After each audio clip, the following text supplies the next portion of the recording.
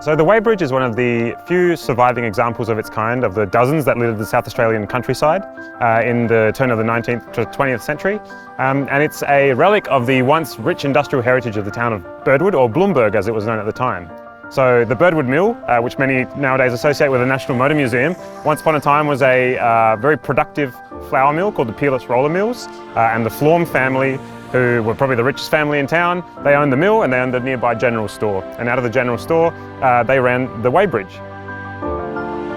So the Weighbridge was a really handy bit of machinery. It was a lot easier than using a scale, but it is in essence just a large set of scales. So the way it worked, you'd bring your wood that you wanted to sell to the mill, for example, you'd roll it onto the Weighbridge, they'd tell you how much it was, and it was also available for public use. So much as the Weighbridges that are still in use today, you'd pay a toll. In the 1950s it was 2 shilling, I have no idea what it is now, and you'd be allowed to use the Weighbridge. A little while ago, the Birdwood community brought to Council's attention that the Weighbridge was looking quite tired, that it was in disrepair, and there were some safety issues around the Weighbridge plates. So we saw that as a real opportunity to talk to our community members and to look at finding something that really added value to the main street of Birdwood and actually delivered a really nice heritage art piece into the landscape of the main street. Hi, my name's Will Sexton and I created the Birdwood Weighbridge barrier.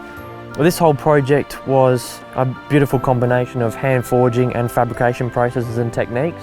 These leaves behind it, they were designed to sort of almost look like the bark that was shredded in the mill as well.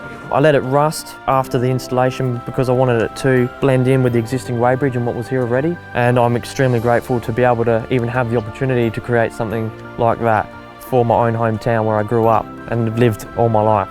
So thank you, Adelaide Hills Council.